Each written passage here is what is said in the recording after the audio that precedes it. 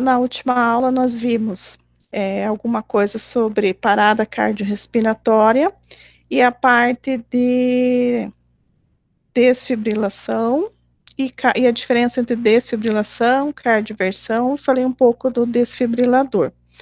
Então, hoje a gente vai conversar um pouquinho sobre o suporte básico de vida, SBV, em ambiente pré-hospitalar. Então, nós temos dentro do hospital, fora do hospital. Fora do hospital, pré-hospitalar, pode tanto ser realizado por leigos, quanto pelos profissionais da saúde, né? Então, existe um comitê internacional que reúne entidades de toda parte do mundo. Tem a American Heart Society, daí tem a Associação Europeia, então são várias associações que se reúnem e formam esse comitê internacional de reanimação cardiopulmonar, que eles vão fazendo estudos e vão adequando os procedimentos que mais têm resultado com relação a uma ressuscitação cardiorrespiratória. Então, esse comitê se reúne regularmente a cada 5 anos, né? O nome dele é IUCOR, a sede dele é em Dallas, e eles vão fazendo revisão sobre os protocolos e diretrizes de ressuscitação cardiopulmonar e também do atendimento na emergência relacionado ao problema cardiovascular. Então, a partir desses estudos, eles têm como prioridade definir consensos, diretrizes, guideline, né, que é do inglês, sobre o assunto. O que é melhor fazer com mais evidência científica, tá? Então, quando a gente fala em parada cardiorrespiratória, ressuscitação cardiorrespiratória, se você não ouviu falar, vai ouvir falar muito no ACLS. O ACLS é um curso, vamos dizer assim, de capacitação dos profissionais da saúde para fazer um bom protocolo de ressuscitação cardiorrespiratória. Tem o ACLS e o BLS, que o ACLS é sobre o suporte avançado de vida e temos o suporte básico de vida. Então, eu coloquei disponível para vocês o material, tá lá no estúdio, tá lá no Google Classroom, esse em PDF, que é uma atualização que veio ocorrendo entre 2015 a 2020. Então, tinha 2010, 2015, esse saiu esse ano. Então, tá em PDF para vocês, tudo completinho lá, tá? Então, a CLS é um curso bastante procurado pelos profissionais da saúde, bastante caros. Algumas instituições acabam patrocinando para os seus profissionais de saúde a CLS, porque isso garante o padrão ouro com relação a, em urgência e emergência, o atendimento de ressuscitação cardiorrespiratória. É um curso bastante interessante, onde em 3 dias no final de semana, um dia de aula teórica e depois, segundo dia, só as estações de prática, que a gente chama, e no terceiro dia a prova é uma simulação que o aluno tem que realizar dentro dos protocolos, tudo certinho, é bem legal. Então, a American Heart Society atualiza o curso do suporte básico de vida ao longo dos anos. E isso vai acontecendo tanto no básico quanto no avançado, e vai trazendo informações, isso deu certo, isso não deu certo, é melhor começar dessa forma. Então, a gente vai tendo atualizações. Então, o problema de parada cardíaca ainda é a principal causa de morte nos Estados Unidos. As diretrizes vão mudando a cada tempo, e os elementos de protocolo do atendimento básico, assim como avançado, eles vão se alterando. Então, com relação ao suporte básico de vida, ele vai dizer assim, que nós temos que iniciar rapidamente uma sequência de ações que eles chamam de cadeia de sobrevivência. Dentre essas ações, existe uma ação bastante importante que é chamada de compressão torácica de alta qualidade. Então, na diretriz de 2010, por exemplo, falava para a gente assim: se encontra a pessoa inconsciente, está vendo sem respirar, primeiro nós temos que ventilar essa pessoa para depois iniciar a compressão cardíaca. Hoje isso já mudou. Então, hoje a gente sabe que o paciente foi encontrado inconsciente, sem ventilação, iniciar com compressão torácica. A compressão torácica, nós vamos fazer de forma mecânica o bombeamento para o coração que está parado daquele corpo daquele paciente. E isso vai garantir a circulação, principalmente circulação cerebral, e vai manter a oxigenação do cérebro, e isso é bastante importante. Então, no suporte básico de vida, a gente tem que saber identificar o paciente que necessita desse suporte básico de vida, aprender a realizar essas compressões torácicas de alta qualidade, saber utilizar o DEA, que é o desfibrilador automático externo, fornecer, se possível, uma respiração de resgate, compreender como trabalhar com uma equipe e, às vezes, liderar e gerenciar essa equipe. E também no suporte básico de vida, nós temos as técnicas para tratar asfixias, que são as manobras, né? Então, o suporte básico de vida é um conjunto de medidas e procedimentos técnicos que tem como objetivo o suporte de vida à vítima até a chegada numa equipe de emergência que vai trazer um suporte avançado. Então, quem viu o vídeo percebeu lá que ela falou assim, o suporte básico, ele tem esse nome básico, não é porque ele é simples, que ele é pobre, que ele é desnecessário. É básico porque ele é a base. Se não fizer um suporte básico de forma adequada, não tem como evoluir para um suporte avançado. O paciente morre antes disso, né?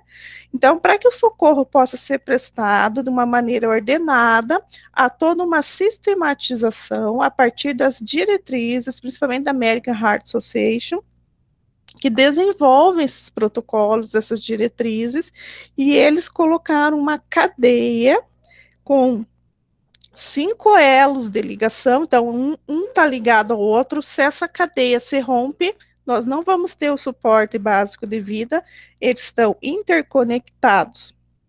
Não adianta eu só realizar o primeiro elo e o segundo parar por aí, ou querer realizar o segundo e o quarto, não, tem que ter uma sequência.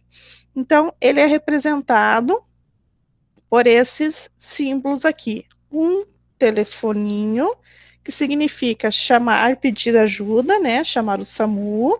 A mãozinha aqui, o segundo elo, das compressões de alta qualidade, torácicas. Esse coraçãozinho com esse raiozinho aqui é a desfibrilação. A ambulância já chegou um suporte avançado, né, os profissionais da saúde, o SAMU, e depois aqui no ambiente hospitalar, o que fazer com o paciente na pós-parada. Então, o suporte básico de vida tem esse elo, são 5 elos da cadeia, cada elo deve ser seguido corretamente para melhorar a taxa de sobrevida das pessoas acometidas pela parada cardiorrespiratória. E como eu comentei, essas diretrizes vão mudando ao longo dos anos. Na de 2010, tinha essa sequência A, B, C. Primeiro, vamos verificar as vias aéreas do paciente, se não tem obstrução. Daí a respiração. E terceiro, a compressão. Então, a partir de 2015, inverteu-se. Ficou C, A, B. Tem alguns que vêm C, A, B, D, D, a de desfibrilação. Então, primeiro inicia a compressão, depois vou me preocupar com vias aéreas e respiração. Então, aqui está repetindo o que eu já falei. O que significam os símbolos do elo do suporte básico de vida? Reconhecimento imediato que o paciente está em parada e vou acionar o serviço de emergência e urgência, SEAD, SAMU. Começa as compressões, então ressuscitação cardiopulmonar precoce, com ênfase nas compressões torácicas. rápida desfibrilação. Quanto antes eu tiver a desfibrilação, melhor o prognóstico do paciente. Chegada do suporte avançado e depois cuidados pós-PCR integrados a nível hospitalar. Então, como está ali na sequência, a primeira coisa que a gente precisa é identificar um paciente em parada cardiorrespiratória.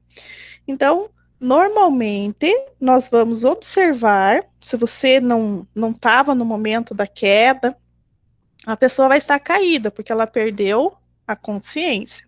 A pessoa pode cair, perder a consciência por vários motivos, às vezes queda, depressão, hipoglicemia, processos de convulsão, uso de substâncias tóxicas, uma série de situações. Então, não necessariamente porque ele perdeu a consciência e caiu, que ele está em parada cardiorrespiratória.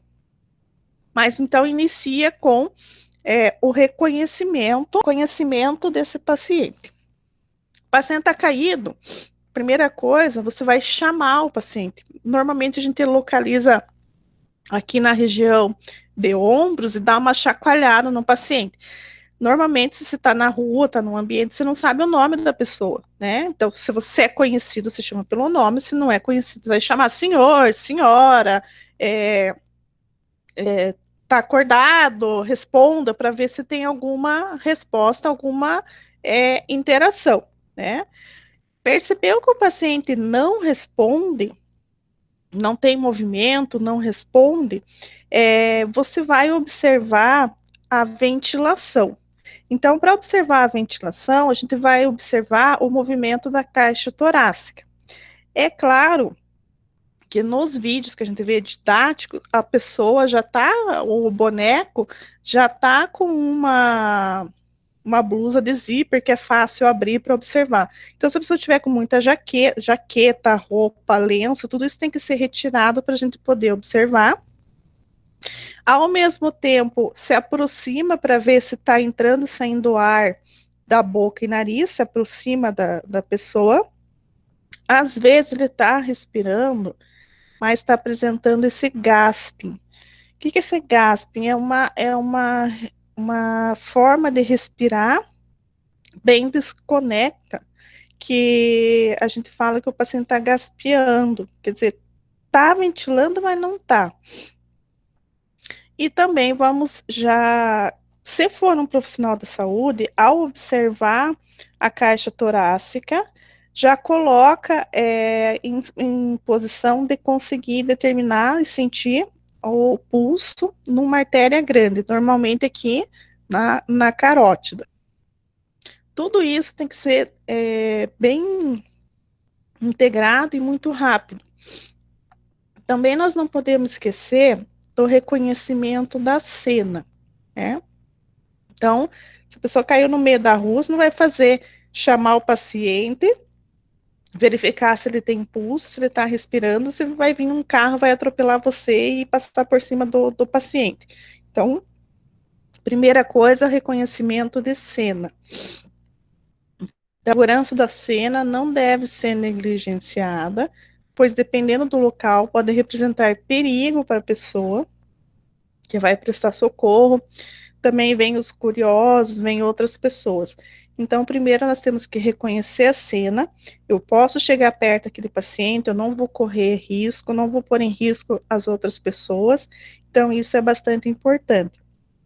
Reconhece a cena, protege a cena do local, se for possível, e daí inicia, então, essas etapas que eu comentei para vocês. Aqui tem um videozinho bem curtinho, vamos ver se ele roda, comentando com relação essa importância da verificação da cena. Então, vira aqui com importância com relação à cena, né? Às vezes o paciente que entrou em parada é um paciente que se afogou, então você não vai fazer a ressuscitação no meio da água, não vai desfibrilar o paciente dentro da água, né, molhado,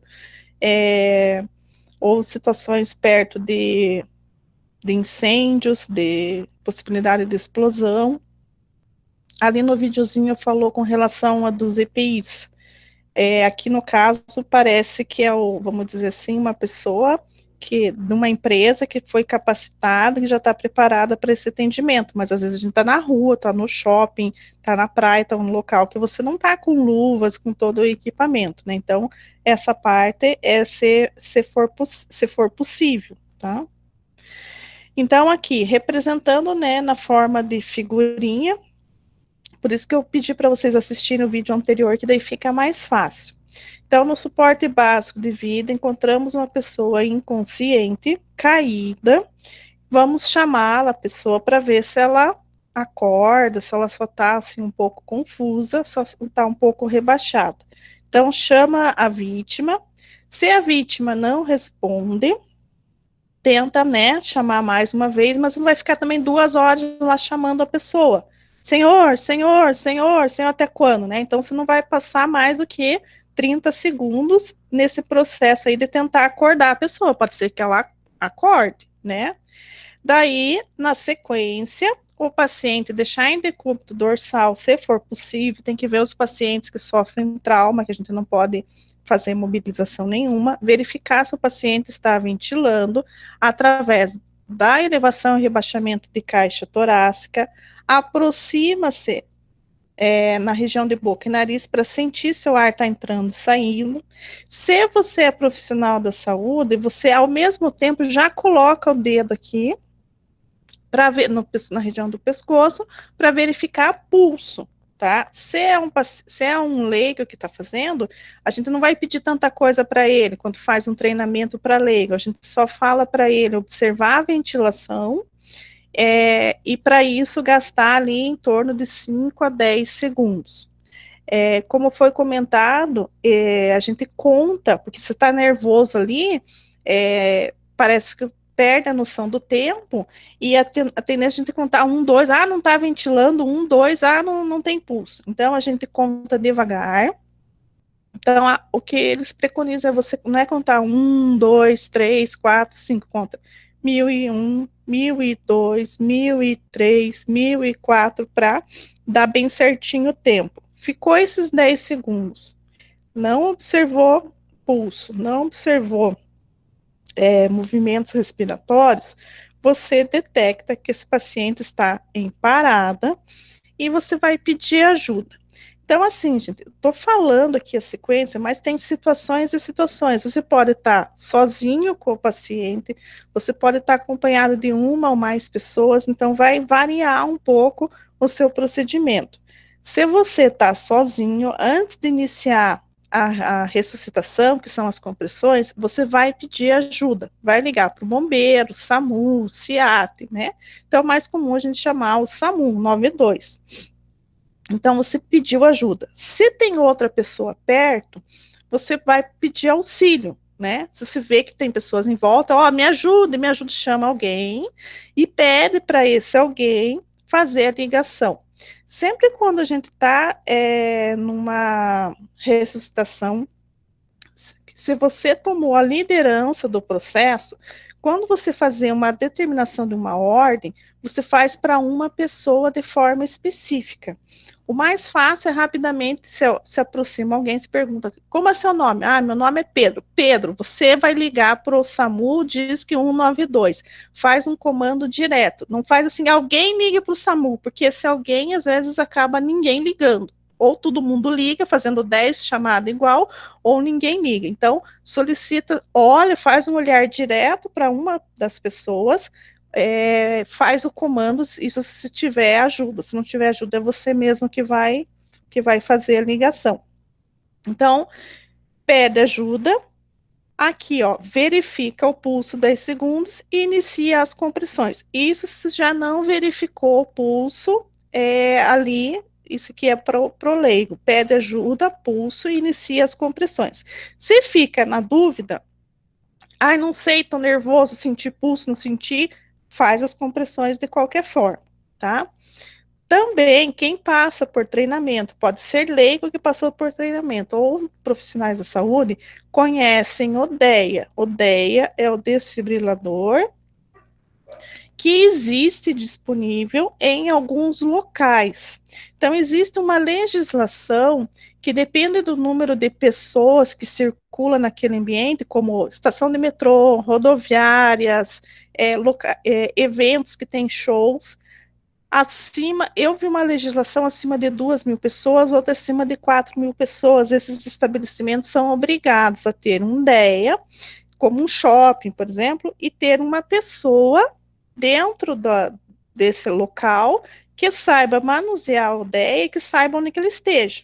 Então, se a pessoa tem uma parada e você está dentro de um shopping, de um local, uma rodoviária, uma estação de metrô, um local que você sabe que tem bastante circulação de pessoas, provavelmente tem um DEA lá. Então, você faz o comando para as pessoas em torno de você, se isso for possível. Para uma pessoa, se pede para ligar, para pedir ajuda, para outra pessoa, você faz o comando. Se direcione até a, sei lá, administração, um vigilante que tenha no local, que ele sabe onde que tem o DEA, tá? Se não for um local que não tem DEA, você vai manter as manobras de ressuscitação, que são as compressões, até a chegada do suporte avançado, que é a chegada do SAMU. Então, essas compressões que a gente chama momento de ressuscitação cardiopulmonar, a gente vai falar bastante delas, são no mínimo uma frequência de 100 a 120, e também nós temos uma média de compressão, de empurrar o tórax da pessoa para baixo, mais ou menos de 5 centímetros, né? E nós fazemos 30 compressões e 2 ventilações. Então, no suporte básico do vida, o primeiro elo de cadeia de sobrevivência é reconhecer a inconsciência ou a respiração inadequada do paciente, o gasping, acionar o serviço médico de emergência, o SAMU, ou você faz, se você estiver sozinho, ou pede para alguém fazer. O segundo elo é iniciado, né, com a ressuscitação. Então, com as compressões torácicas, com ênfase, então, na alta qualidade. Começa a ressuscitação. O que são compressões torácicas de alta qualidade? Eu tenho que fazer essas compressões num ritmo adequado. Não pode nem ser muito e também não pode ser baixo esse ritmo, porque não adianta. Esse ritmo de 100 a 120 compressões por minuto me garante uma boa circulação e oxigenação, principalmente a nível cerebral, impedindo que haja uma perda de cérebro, de lesão, faça lesão cerebral muito intensa. Em adultos, nós temos uma profundidade de 2 a 2,4 polegadas, que para nós usamos mais o centímetro, em torno de 5 a 6 centímetros. Vai colocar o dorso da mão, né, no centro do tórax, na parte inferior do osso externo, né, principalmente, aproximadamente entre as linhas mamilares. Os braços mantêm-se esticados, não ficam dobrados, e vai fazer 30 compressões e 2 ventilações, tá? Então, compressões torácicas de alta qualidade. Primeiro aqui, a posição, né? Se o paciente tiver na cama, por exemplo, na cama do hospital, a gente já tem uma tábua que coloca, porque ele tem que estar numa superfície dura e reta, senão você vai fazer a compressão, ele vai abaixar e não fica de forma eficaz. Esse aqui é o ângulo de dobra do nosso corpo, os braços ficam esticados, não dobra aqui cotovelo. Usar a base não no centro do peito, em cima do osso externo, mais na parte inferior, né? Ó, quando faz a compressão, abaixa aqui mais ou menos cerca de 5 centímetros, tá? Se tiver 2 socorristas, vai trocar os papéis, porque cansa, gente, tá? Então, você tem que fazer esse processo por 2 minutos. 30 compressões, 2 ventilações. 30 compressões, 2 ventilações. Então, mesmo sem perceber, o socorrista que está fazendo as compressões já começa a ficar cansado, a qualidade das compressões não fica tão boa e a ressuscitação não fica de alta qualidade. Então, sempre sozinho as coisas são mais difíceis. Se tiver no mínimo dois, se você que estiver coordenando o processo, você fala, eu vou fazer a massagem, você vai fazer a ventilação. Também é ideal contar essa ventilação alta, porque senão quem vai fazer ventilação se perde ali. Então, você, ou quando estiver próxima lá, 25, 26, 27, 28, 29, 30, daí a pessoa sabe que ela vai ter que fazer duas ventilações, tá? Então, se dois socorristas vai fazer a troca. Se tiver mais pessoas para fazer a massagem, vai trocando a cada 2 minutos, tá? Então, troca de papéis a cada 5 ciclos de compressões e respiração.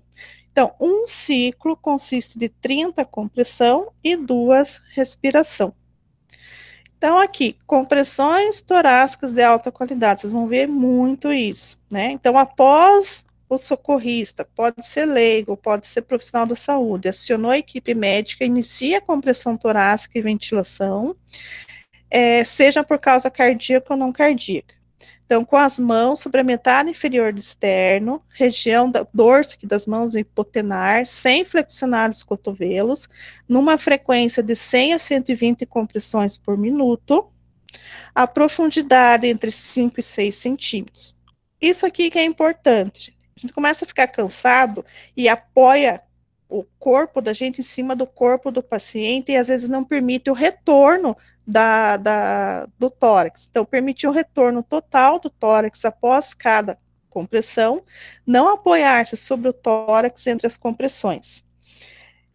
Minimizar as interrupções nas compressões. Então, evitar de parar as compressões por qualquer motivo que seja, a não ser que seja extremamente necessário na hora da desfibrilação, e não interromper as compressões por mais de 10 segundos. Colocar prancha rígida embaixo do tórax do paciente assim que disponível e assim que possível, tá?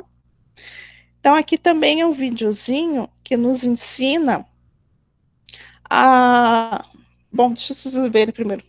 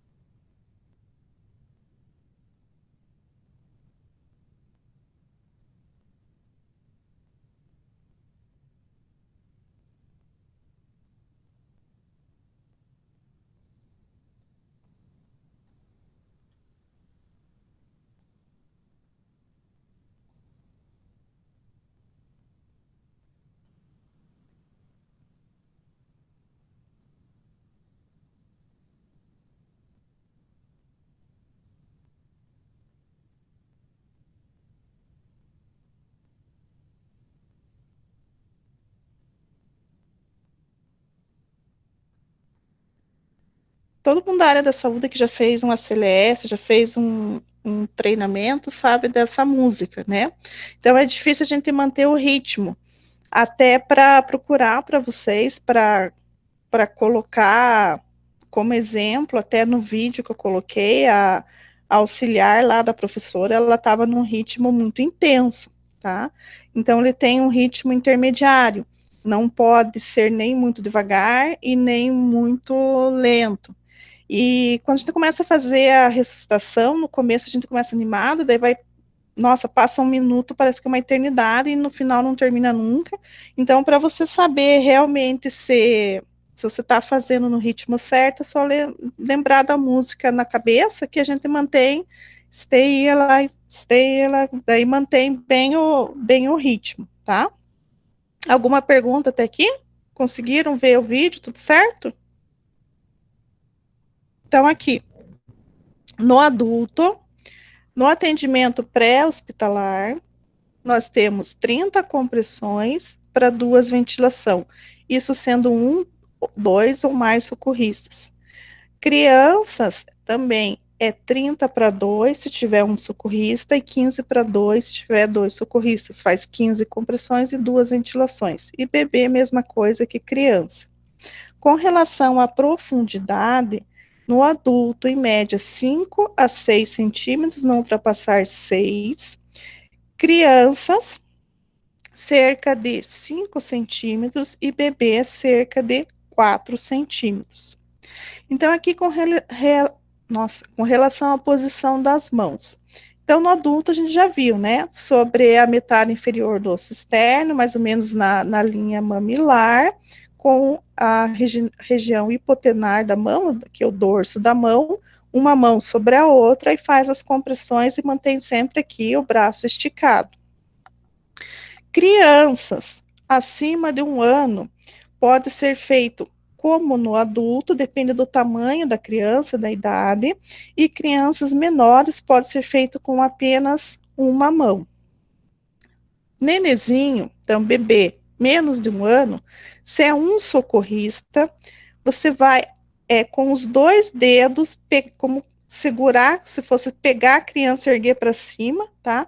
E com os dedos, os polegares no centro do tórax, vai fazendo a compressão. Ou aqui como está na figura, coloca os dedos na região do externo e comprime em média ali 4 centímetros. Também com relação à abertura de vias aéreas.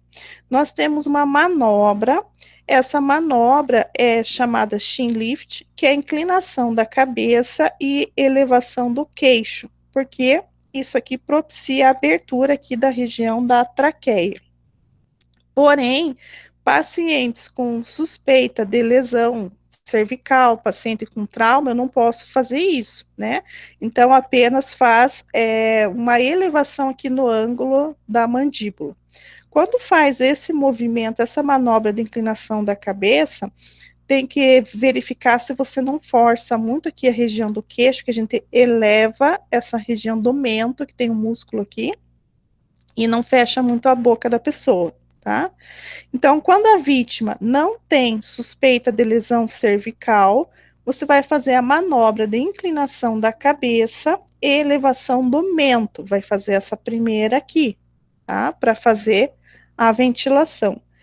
Quando a vítima tem suspeita de lesão cervical, nós vamos fazer apenas a manobra de tração da mandíbula, que também propicia uma maior abertura aqui da cavidade oral, tá?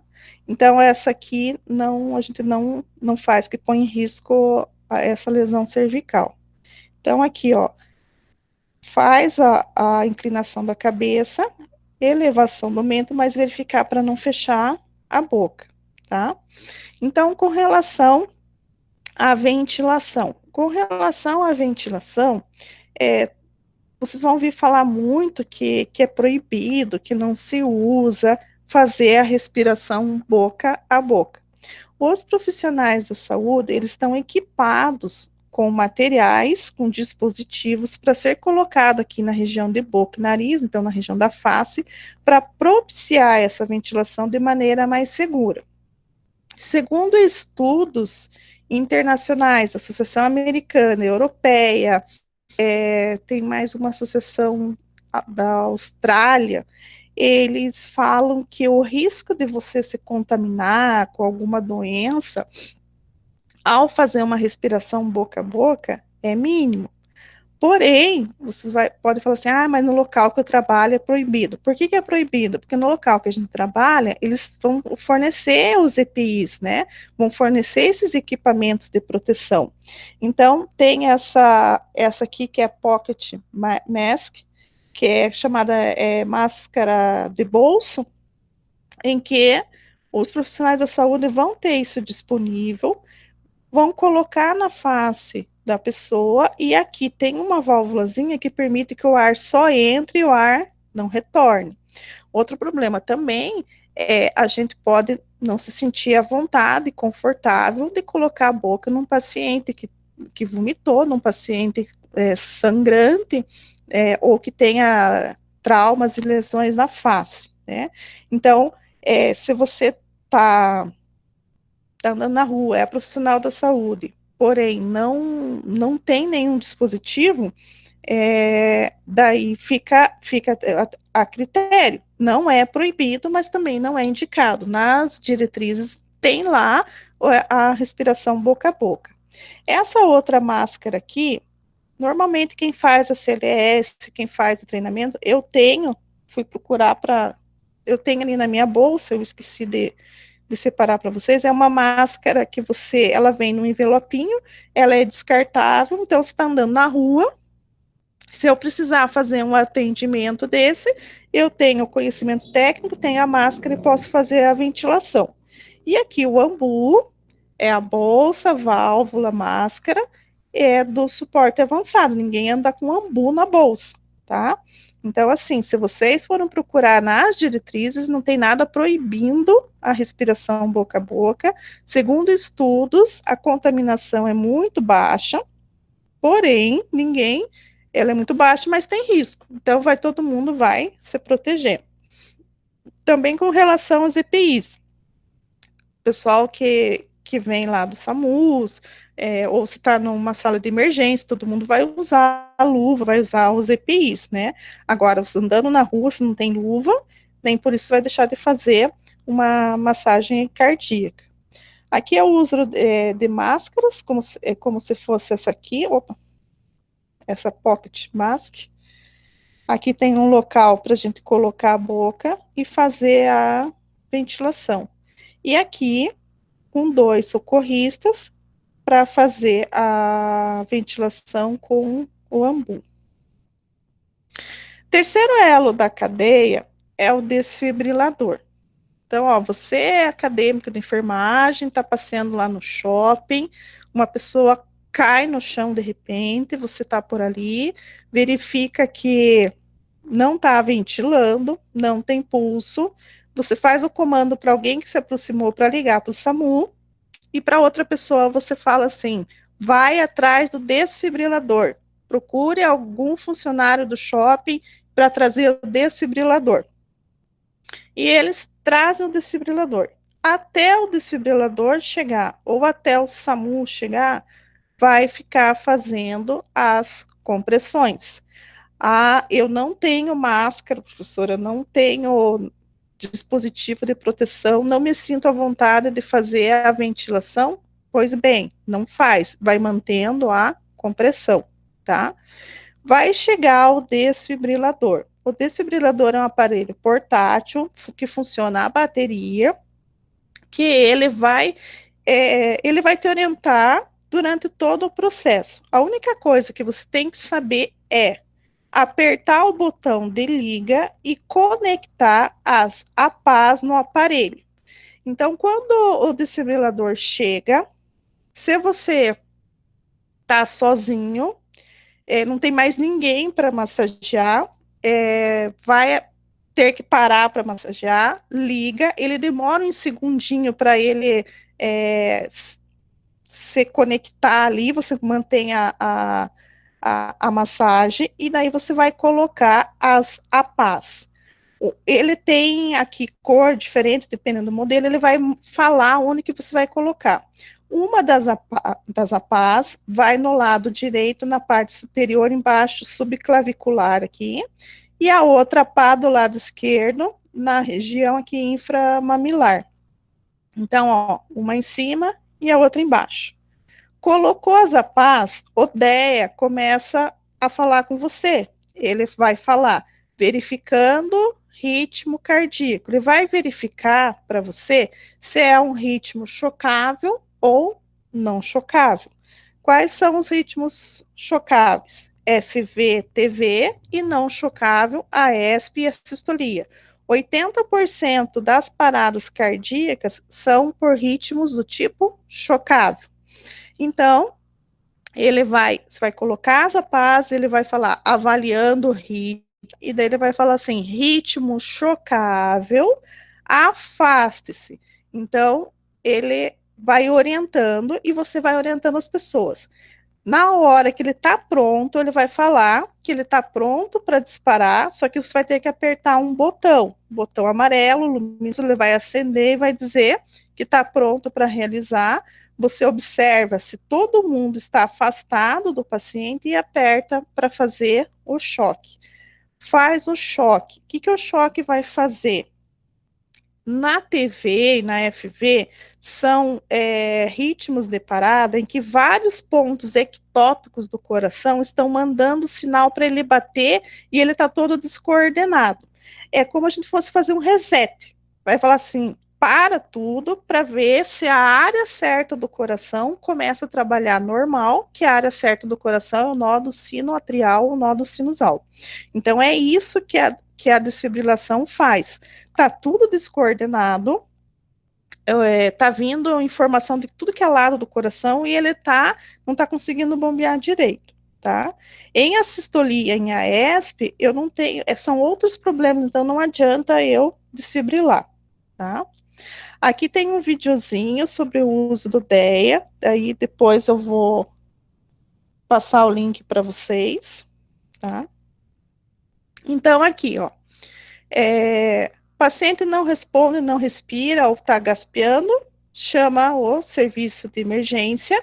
Se tiver, pede para trazer o desfibrilador, inicia a RCP e se chegar o DEA, ele vai verificar o ritmo e vai desfibrilar.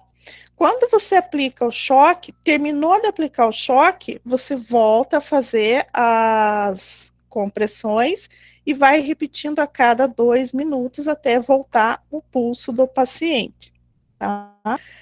Se não tinha ideia onde você está, vai manter as compressões cardíacas até quanto você aguentar, né? Porque às vezes demora 15, 20, 30 minutos e você ficar massageando uma pessoa 15, 20, 30 minutos sozinha é quase que impossível, tem que pedir ajuda, alguém tem que ajudar, né? Então, chama o serviço de suporte avançado de vida, que daí o pessoal vai ter todo o equipamento, vai ter o AMBU, vai ter outras formas de atender o paciente, né? Vão atender do paciente, você conseguiu que ele se mantesse com a circulação até o pessoal chegar e o paciente vai ser encaminhado para o hospital. Daí lá nós vamos ter os cuidados pós-PCR. Então, o suporte avançado e cuidados pós-PCR a gente vai ver na próxima aula.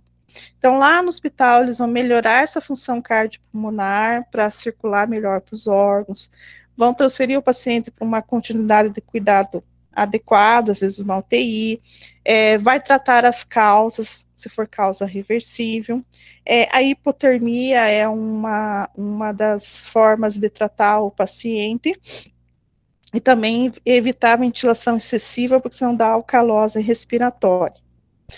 Então, também vou comentar mais na próxima aula, mas aqui são as possíveis causas mais comuns de parada cardíaca, cardiorrespiratória reversível, que a gente chama.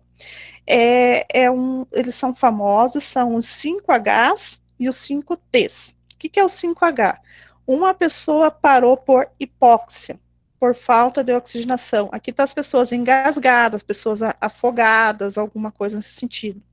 Hipovolemia, então por hemorragia, diarreia, vômito, perdendo muito líquido. Acidose, então hidrogênio, acidose metabólica ou respiratória. Alteração de potássio, hiperipocalemia e hipotermia. Então, essas são situações que levam o indivíduo à parada. Quando o indivíduo evolui para uma parada cardiorrespiratória, que a gente chama reversível, a gente tem que ver a causa. Esse paciente ficou em hipóxia, é um paciente de POC, ele desaturou, o que aconteceu? É hemorragia, hipovolemia, é acidose, é potássio, é hipotermia, então tem que corrigir a causa, Porque se for uma acidose, vai ter que tratar com bicarbonato. Já vou mostrar ali no outro slide. E tem os 5 T's. Às vezes, as substâncias tóxicas, toxina, medicamento, drogas, tamponamento cardíaco, pneumotórax, que aqui a gente chama tensão no tórax para ficar com o T, pneumotórax hipertensivo, trombose coronária, que é síndrome coronariana aguda, e tromboembolismo pulmonar. Então, tudo isso pode ser tratado. Hipovolemia, a gente chama de ressuscitação volêmica com cristalóide ou bolsa de massa, né, transfusão de sangue. Hipóxia, tentar via aérea avançada, intubação. Hiper e hipocalemia, hipercalemia com bicarbonato, hipocalemia com sulfato de magnésio, acidose também com bicarbonato. Se for hipotermia, aquecer o paciente ou passar soro aquecido. Trombose coronariana, medidas habituais de RCP, que é de ressuscitação. Trombose pulmonar, considerar o uso de trombolítico. Tamponamento cardíaco, fazer pericardiocentese. Toxinas, aplicar antídoto quando disponível, e tensão do tórax, fazer tóraco-centese, tá? Então, aqui vocês vão ver vários algoritmos, tá, com relação à sequência de eventos, né? Então, primeiro, verificar a segurança do local, vítima não responde, grita por ajuda para alguém próximo, aciona serviço médico de emergência por telefone, peça o DEA, se conseguir, tá? Daí verifica se é a respiração. Se tem respiração e tem pulso, só fica cuidando do paciente ali até o pessoal chegar para atender. Se está sem respiração com pulso, você começa a fazer, continua, né, o elo da cadeia. Sem respiração e sem pulso, né, também vai fazer a ressuscitação. Se o desfibrilador chegar, o desfibrilador vai verificar se é o ritmo chocável ou não chocável. Se for chocável, ele vai dar o choque e você vai continuar o processo, tá? Então,